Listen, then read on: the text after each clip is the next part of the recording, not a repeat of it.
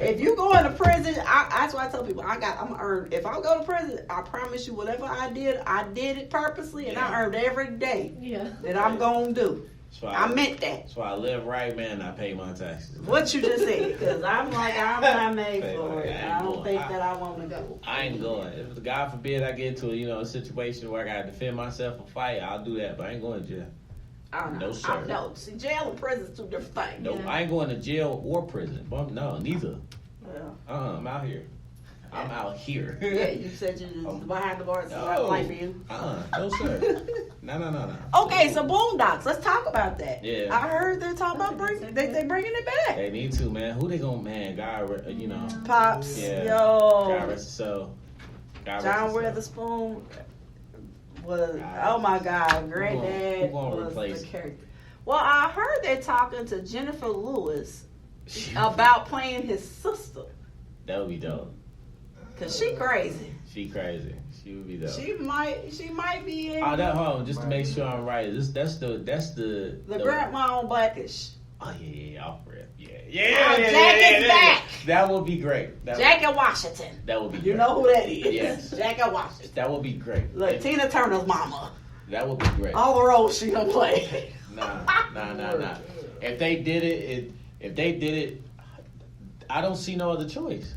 They can't put nobody else in his character. Nah. They gonna have to They have to kill him off. For something. Yeah, like they're not gonna be able to replace him his ass and keep the character. There's no way. I think what they'll probably do is they'll probably do something where it's like, yo, he just said he couldn't handle him no more. He just handed him off or something. Like, he got married to the prostitute and went across seas. Yeah, get away from him. They slick back. Something. But yeah, I can't see anybody else playing his role. Nah, she's the one. Like they petition. I heard they're petitioning for her to get that role because they said a fan came up with the idea and somebody said something to her and she did an interview and was like, "Yeah, I would do it." Yeah, and it actually would be kind of dope. The more you think about it, because she's got that loud, outgoing voice and just will say anything. And she's funny, man. She is hilarious. You could just look like. You laugh off just for her facial expression. Her hand motions and express. Yeah. The role that messed me up, where I don't find her funny, is the dang on Tina Turner movie. What's Love Got to Do with it? That messed me up. That role. That role right there, I was like, I don't like her like this. Yeah, like I need her in comedy. There's some people that she pimping her girls. she done pimped them out. She told us to stay with Ike. She rough and raw. She said she done called Ike on Tina.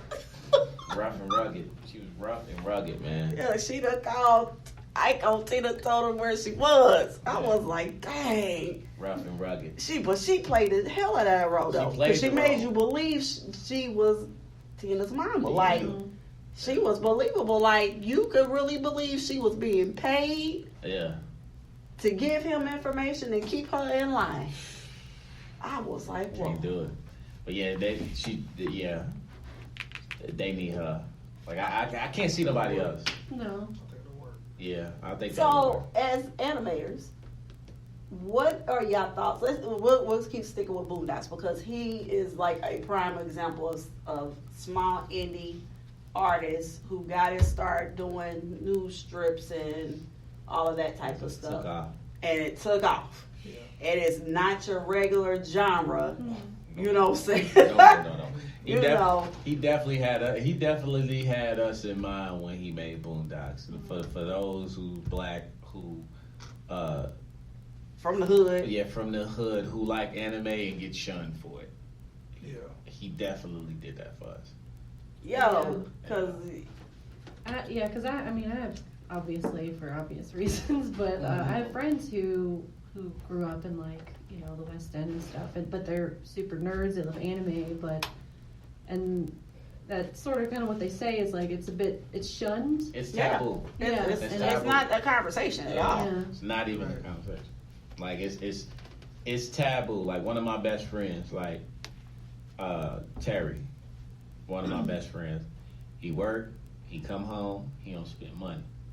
He just go to work, he come home, he buys computers, like whatever the latest one, and he save his bread. And and he'll just like he'll either draw anime or find some anime and just look up different things.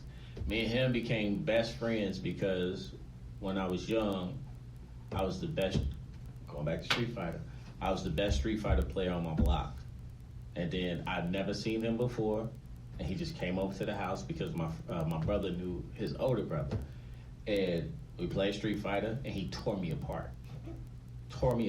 Like I was jumping, all I was going to do was jump hard, kick, jump sweep, jump hard, kick, jump sweep.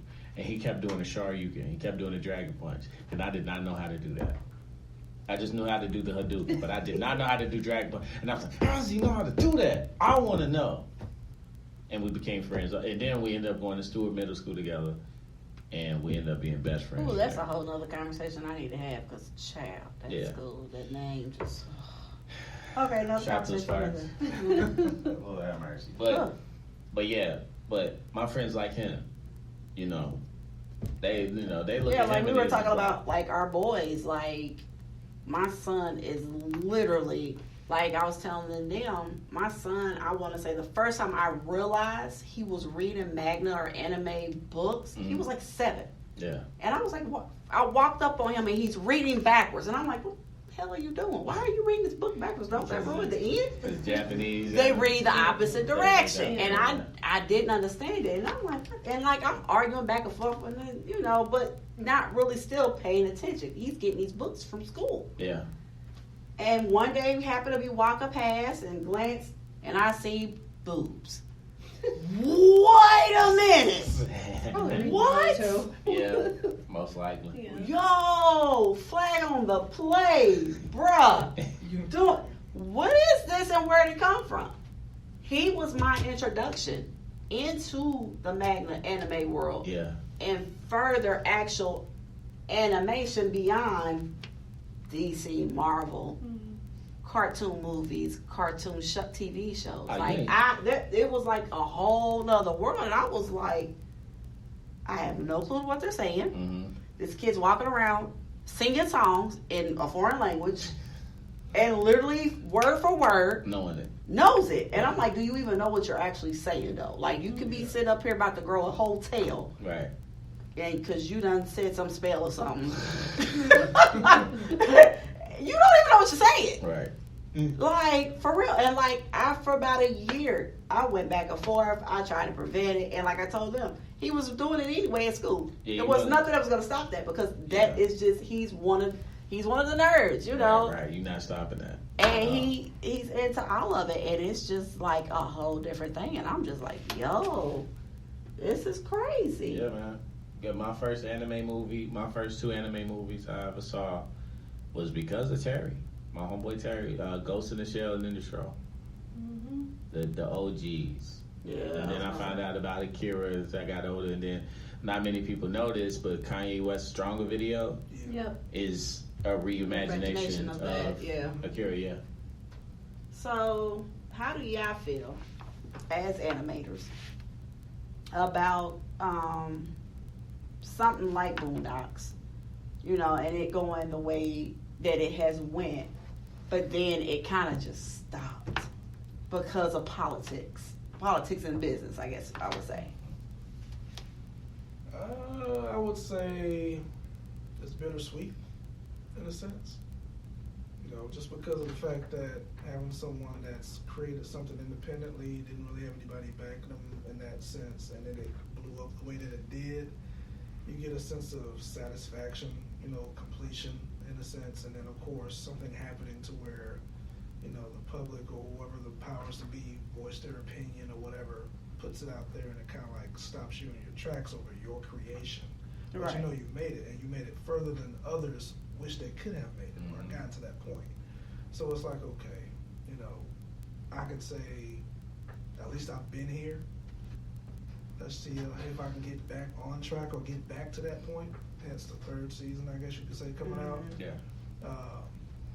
That's how I feel about it. Like, I've done something that a lot of people wish they could have done. Right. And let me just try to go further beyond that. But it gives you hope, because you're like, it does, somebody made it. Yeah. I don't somebody know like us. the story behind the creator of Boondocks. I don't know the story at all or why it stopped. I just assumed that they it just got It was taken off of Adult Swim and they had to It stop. was Yeah. supposedly the story is that they were trying to get him to change some of the stories or add characters that they felt would be more mainstream. Yeah. And he was trying to stick to the basis of the actual comic.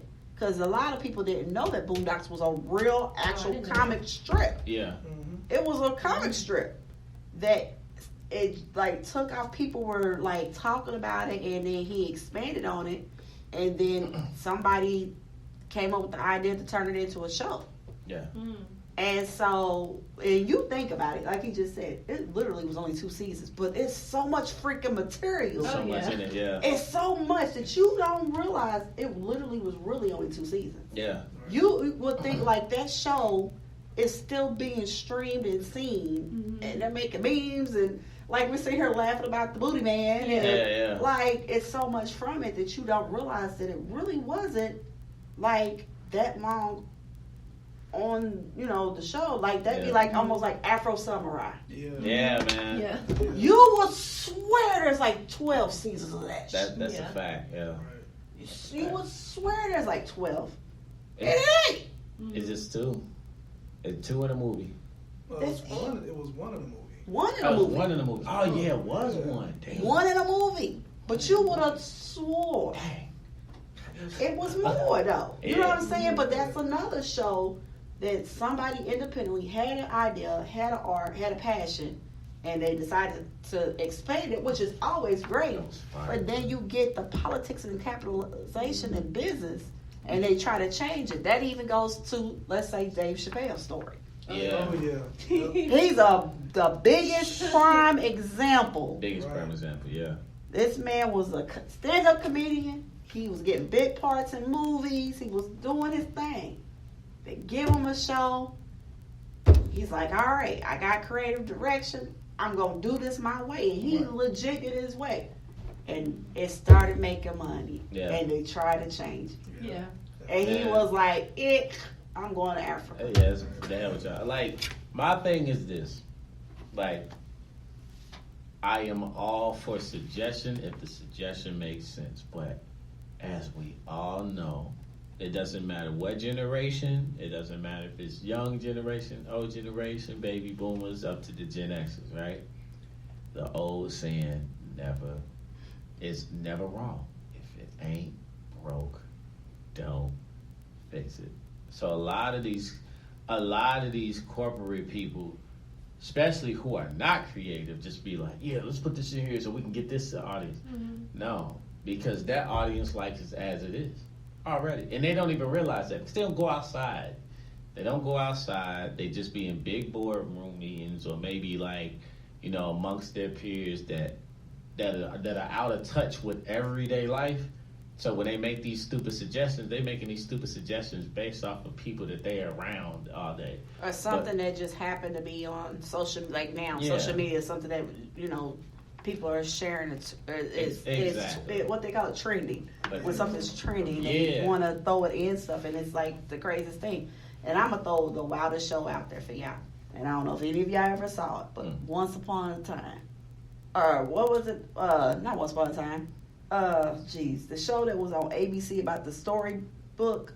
It was from the. I know what you're talking about, but I ain't watched TV in so long. It is Once Upon a Time. With Once Upon a Snow Time. White and all that. Snow White, all of them, it was on ABC, all the storybook characters, but they put a twist on it. That there was these curses and all of Yeah. that stuff, right? So the guys who written it had written, I think, Lost and some other shows, right? Wow. They had some actual stuff behind them, but this was something that they had came up with that they wanted to do. Get, I think, 4 or 5 seasons in, here they come the executives.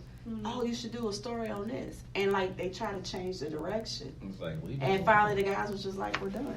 yeah, leave it alone. Leave man. it alone. Leave it alone. And now they done ended it, it's gone, right? Yeah. It's been off about almost a year, 2 years. Now here ABC's coming back like, okay, we need you guys to bring another show. It's like, nah. Something in the family of that, but different. Nah, we good. So now they're supposed to be doing a different version of these fairy tales, but a whole new show without the same characters. And I'm just like, it's not gonna be the same. It's like not gonna be you the same. ruined